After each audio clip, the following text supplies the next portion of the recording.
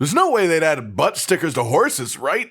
But this is the official Diablo account. Ladies, gentlemen, and Haradrim of all ages, this upcoming week is going to be quite big for Diablo 4, whether you're getting ready for the season to release on the 20th, or if you're someone who just wants to stay on the Eternal Realm. No matter what, we have the big patch coming on the 18th that includes 7 new legendary powers and 6 uniques for everyone, so even if you don't care about seasons at all, you've got a fun week ahead of you for Diablo 4. All that said, of course, the devs always have things to say, and the community is always busy too, so let's have a talk about the upcoming patch, what we know about it, and then of course what's been happening with information that the devs have shared and any happenings in the community itself. First up then, we know that the big patch is coming on the 18th. It is patch 1.1. We've been told that it will have nerfs. They didn't say it would be big nerfs, but that doesn't mean that there won't be big ones for the builds of the real top of the barrel, which I would expect, honestly. This should also come with a number of buffs, though. Don't only expect nerfs. As for how everything shakes out as far as builds go, we really just will not know properly until we get the full patch notes for this.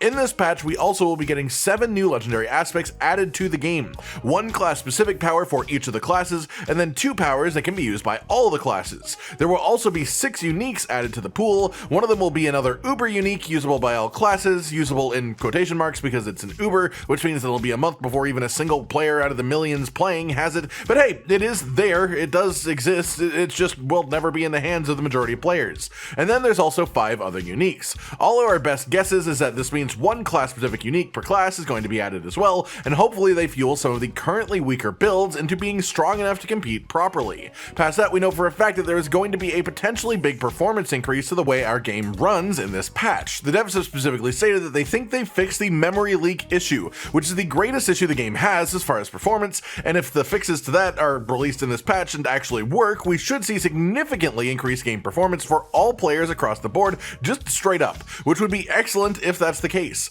Aside from that, some less certain things, we know that they are working on quality of life changes to the game, the specifics of which we're just not really aware of. We know that in patch 1.03, when they upped Nightmare Dungeon experience, that was only one step that they were taking to change how XP gain works in the game, so theoretically there may well be more XP changes in this patch given it is a very major patch. We know that the devs talked about increasing mob density across the board around season 1, but we also know that that won't be in this patch sadly, so hopefully that will be a part of something else in the near future. We know that the devs have been trying to work out our stash space issues somewhat, though I wouldn't get my hopes too high that anything happens with that in this patch either, and we know that they are considering better options for the dungeon teleport option that we now have that can possibly have it even put you directly inside of the dungeon, but without risk of instant death. Again though, I wouldn't expect that quite yet. They haven't given us proper timelines on that. It's just all stuff that's been talked about the devs at length, but not given an actual date, and that means I doubt that it will be this soon by any means. It won't be in a patch right around the corner if they haven't said that it's coming soon, right?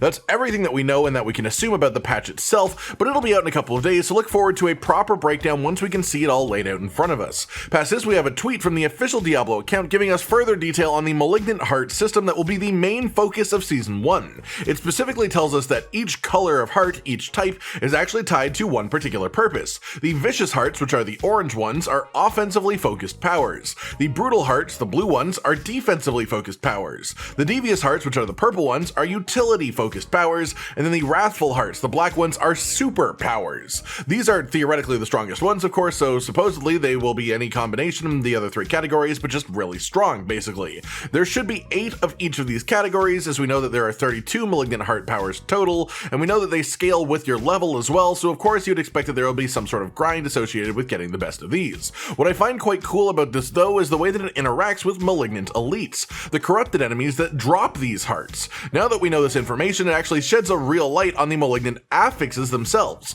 Malignant elites will always have a bonus affix under their name that you can see, and our best example now is this one from the season reveal dev stream that happened, and it has the Brutal affix on it. You can see when he respawns in proper Malignant form that he also gets a field of buddies, and those buddies get a significant defensive boost while he is alive, shown with a blue shield surrounding them as an animation. This Malignant elite is noted as Brutal, which is the defensive heart type. He will drop a Brutal heart on defeat, and that actually affects how you have to engage him too, as apparently it means as far as the fighting, you have to kill him before killing the little guys realistically. Because he has the defensive heart, it means that he has a defensive effect on nearby allies. This means that the vicious Malignant elites will probably have some sort of damage buffing property. The devious ones will probably have some sort of utility focus. I'm not really sure what that would mean for enemy NPC monsters. Maybe it's more that it will have a resource burn aura or something along those lines. And then as for the Wrathful Malignant elites, who knows, they'll be super, and they may actually prove to be a challenge if their bonus affix is interesting enough. Hell, maybe they'll just have all 3 of the other affixes at the same time. We will have to find out when we actually see one,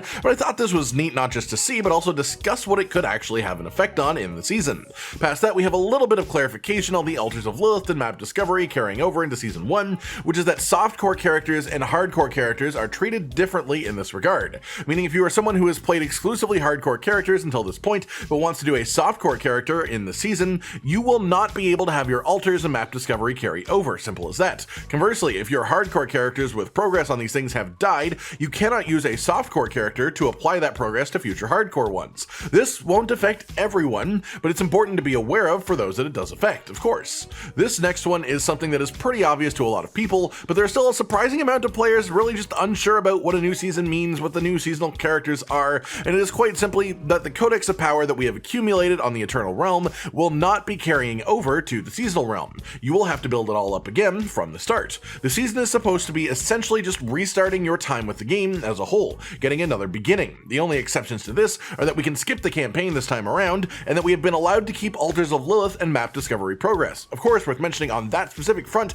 that decision was made after the release of the game. They adjusted that because people were upset that it wouldn't be the case, so it wasn't even planned that we would have that much carryover at first. That said, I've still seen people confused about things like that, but hey, that is what's carrying over, nothing more. I've seen people say that they're mopping up renown so that they can get the bonus Paragon points in the season.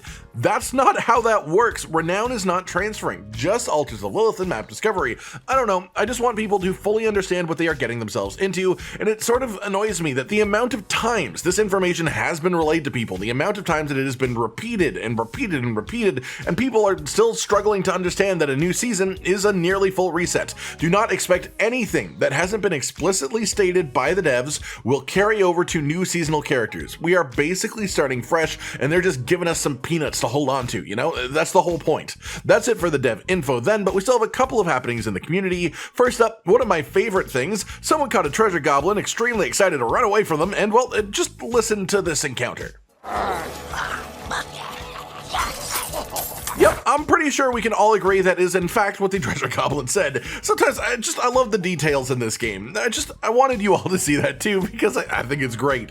Then finally, let's talk about some recent happenings as far as insane damage numbers. There is an enemy that exists in the game that for whatever reason simply cannot die. And some players, specifically rend build barbarians more than anyone else, have been taking this as an excuse to do silly things, and here we have a clip of Rob2628, extremely respected community member, pushing this to the limits of course, and using a weird interaction with the aspect of Berserk Ripping to just infinitely slowly stack this damage on an invincible enemy until he hits this damage number. But that's not even the highest, that's the thing. I'm not even going to try to properly quantify this number. Let's just say that it is enough that at a certain point even the game stopped caring about the decimal point accuracy and just started adding a bunch of zeros at the end of it instead of giving it proper numbers. This is a number with 39 digits, and the game gave up calculating anything other than zeros after 17 of them. That's nuts, right? You may be sitting there yelling, "Nerfs! Nerfs! That number is insane!" But one, it gets higher than that because this doesn't stop getting higher, it just infinitely stacks.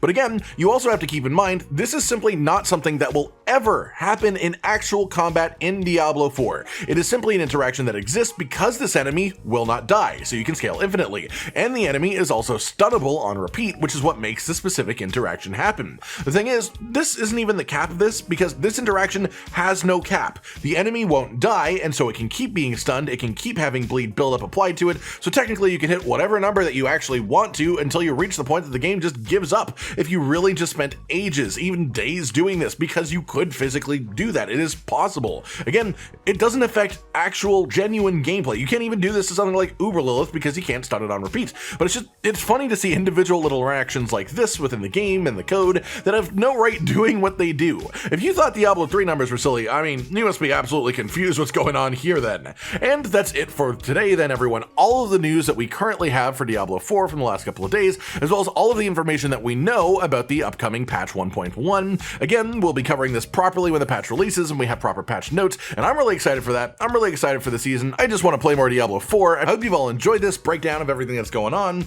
and I hope you all have a great time with Season 1, and I hope that we all just get spared from the overly major nerfs. There will be nerfs. We know that there will be nerfs, but hopefully it's nothing that just completely destroys a class, all right?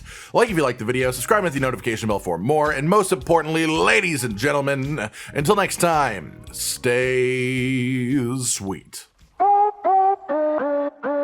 Josh, Cotton, and Hollow with the videos, dropping the humor like a hammer on your tippy toes, bringing entertainment on a daily arrangement to take our insanity and turn it into entertainment. Yes, I said entertainment twice, to reiterate that it is nice to look into your faces on a mostly daily basis when you let us in your homes to make the whole world a stage.